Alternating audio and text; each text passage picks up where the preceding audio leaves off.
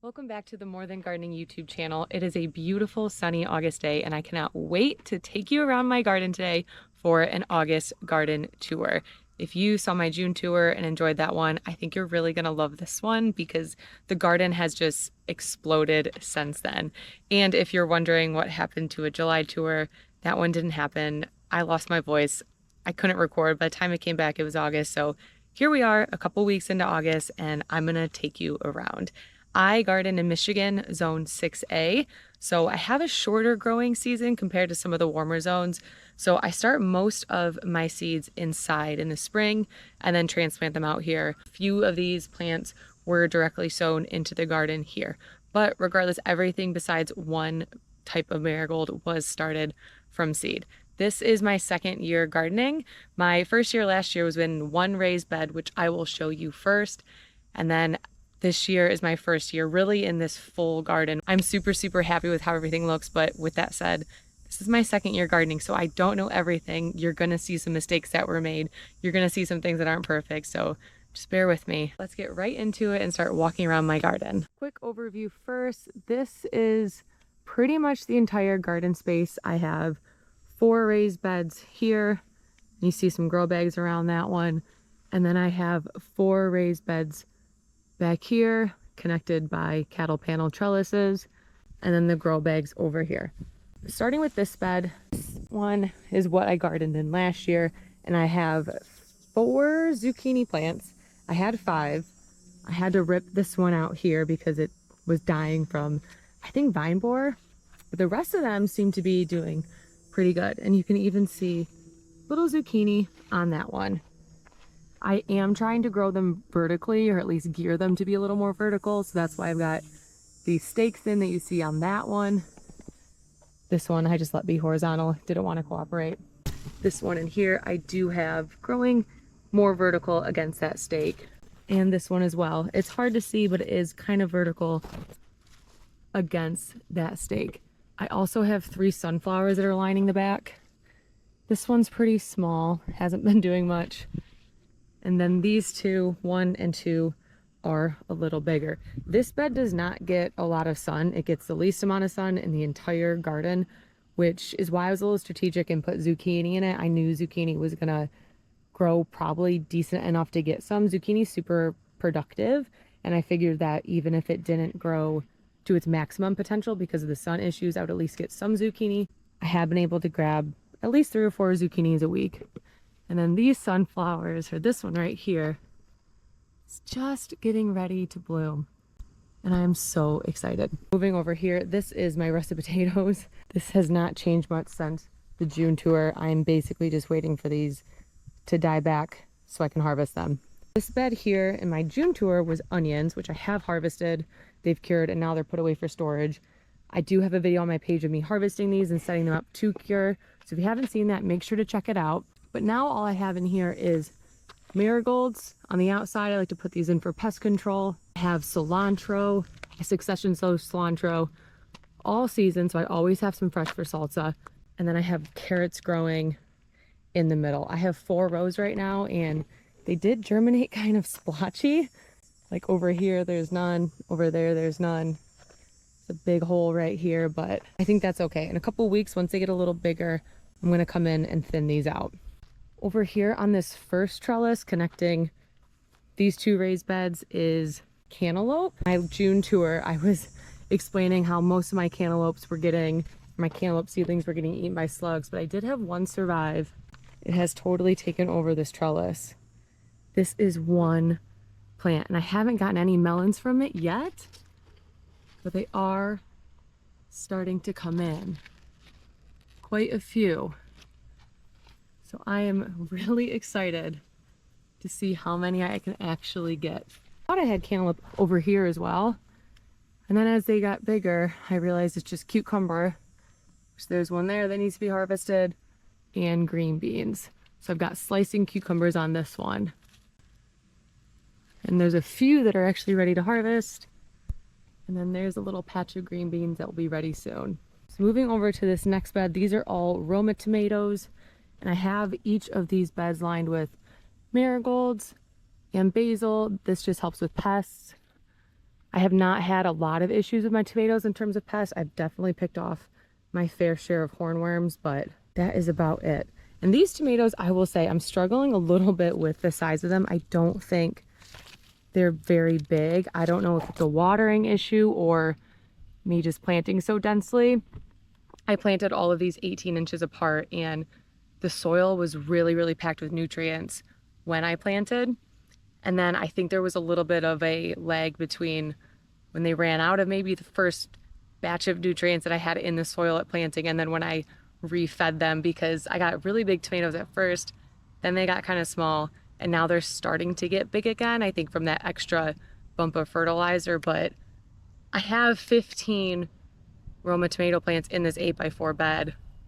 In terms of like blight and disease and airflow, I haven't seen any issues from that, but I do think I'm seeing some issues from a nutrient standpoint, and I probably will space out my tomatoes a little better next year. Moving on to this trellis, this connecting the Roma tomato bed, and then this other tomato bed, which I'll get to, is all pickling cucumbers and green beans.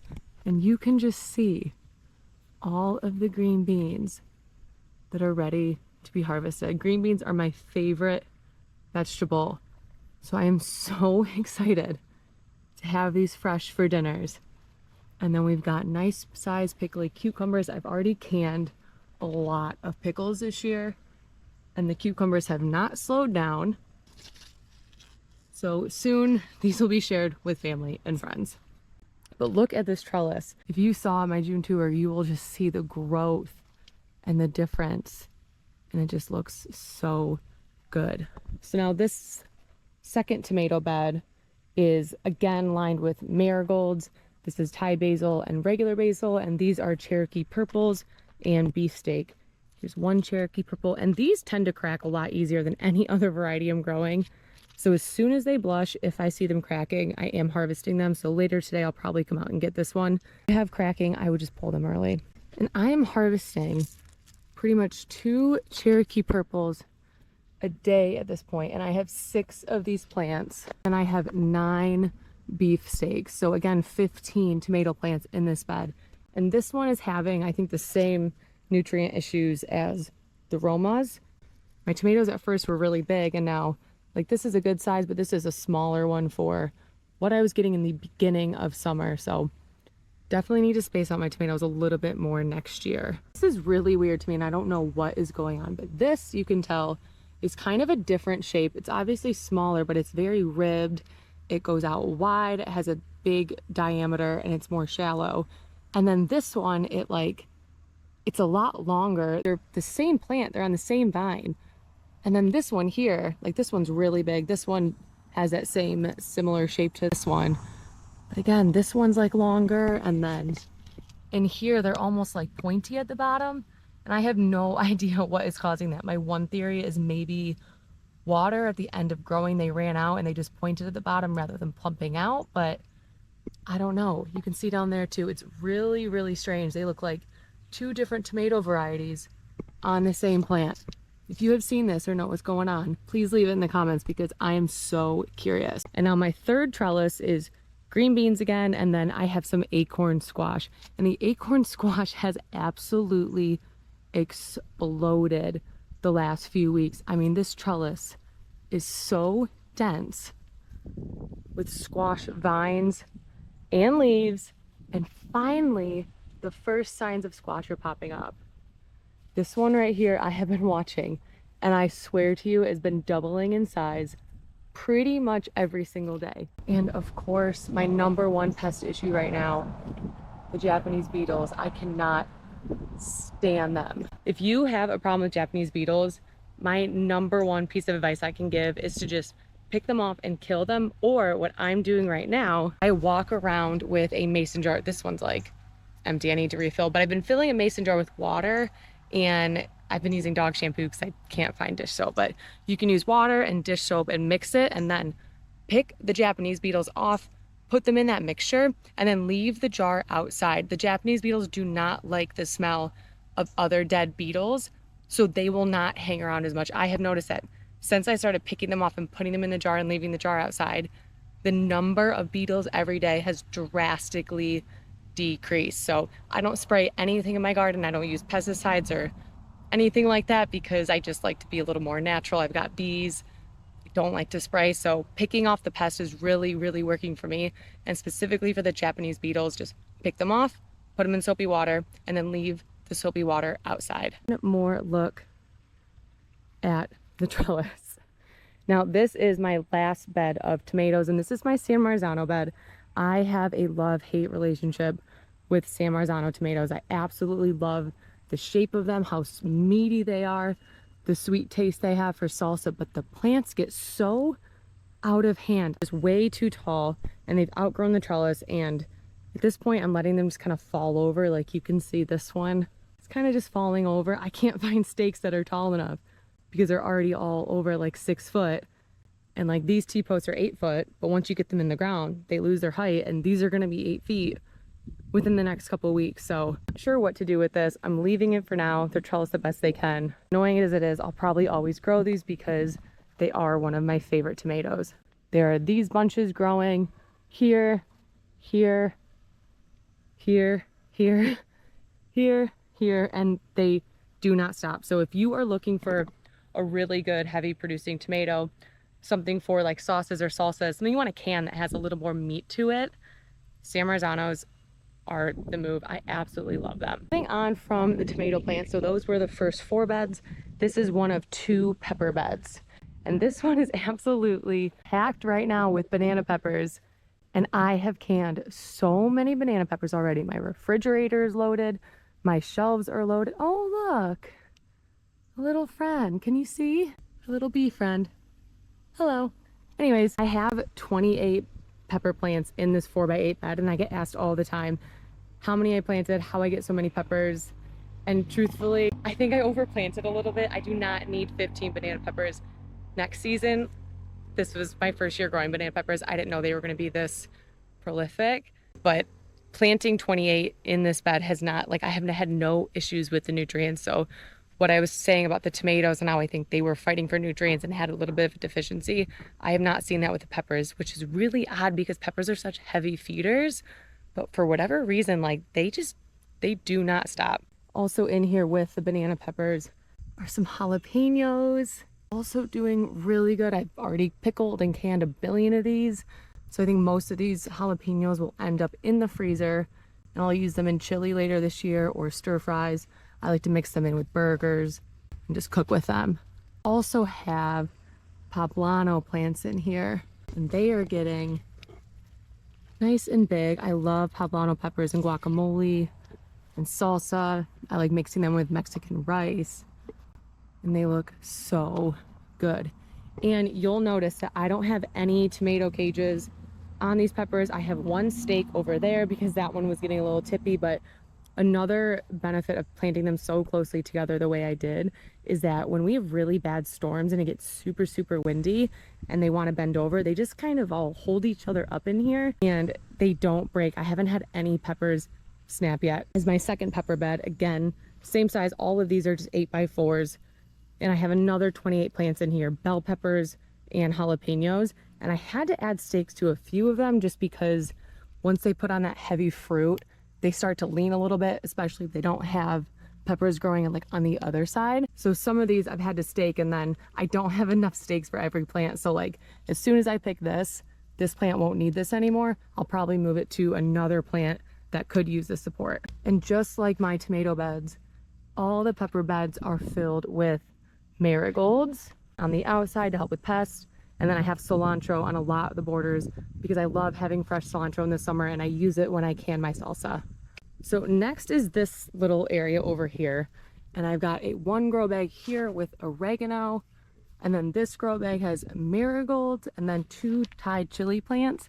I love the Thai chilies. They look like Christmas to me. They look like little Christmas lights, and we had been using these in stir fries and really liking them. Next is my cayenne pepper, and this one is ready. I didn't even know he was hanging out here. Should probably come through and harvest quite a few peppers later today or tomorrow. But I've got 2 per grow bag. I'm finding that the smaller pepper varieties like the cayennes and the Thai chilies, you can do 2 per grow bag and it works out just fine. Next to the grow bag is my birdies bed from Epic Gardening. And I love this green bed. It took less than 30 minutes to assemble as opposed to building all of these raised beds this spring. This was a nice little break, and I have all of my flowers in here. Now the snapdragons are starting to struggle in the heat. I'm leaving them in, hoping they'll bloom again in the fall. The zinnias are looking really, really good. And this is my first time growing them, and I'll probably grow them every year because they put on so many blooms. Another flower, this one looks kind of dead, but this is a bride's bachelor's button, and it has almost like a little honey scent to it, and it's really, really good for pollinators. So I planted these as well for my bees, and they are just beautiful. So 2 shishitos in here, 2 shishitos in here, and then another grow bag of oregano.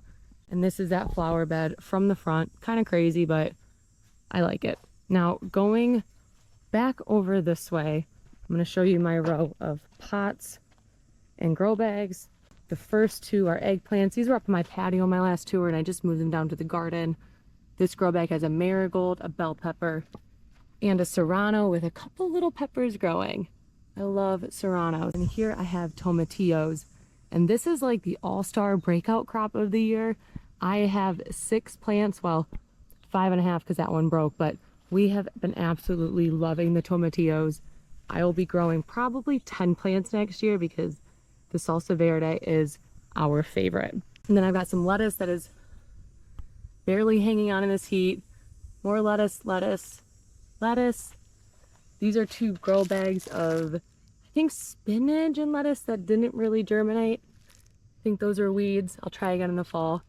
And then kale that has been devoured by cabbage worms. This is the whole garden again, and I want to show you one little in-ground spot that I was trying this year and totally failed at.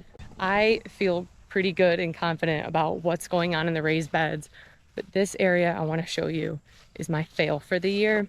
I tried to do a little in-ground area for butternut squash and pumpkins, and nothing has happened in 2 months. Everything's dead, and I'm about to give up. I think the soil is too compact. I don't know if they have enough sun, nutrients, or anything. They keep trying to like put on these little flowers and then nothing happens. So I won't be growing anything here next year. I think I'll move the squash to a raised bed next year because clearly this is not working. The last stop on the tour is the honeybees. It is really hot today, so they are super active outside of the hive. I'm not going to get too close, but they have been doing a great job pollinating my garden this year. So thank you, bees. And that's it. That's the entire garden and the honeybees. I hope you enjoyed this tour. I know I did. I absolutely love walking around my garden and showing you guys everything that's going on. If you want to see more gardening content, make sure to subscribe to my channel. If you liked the video, leave a like. And if you've got any questions, please drop them in the comments and I will do my best to answer them. If you're not already, make sure to follow me on Instagram at More Than Gardening, and I will see you in the next video. Thank you so much for watching.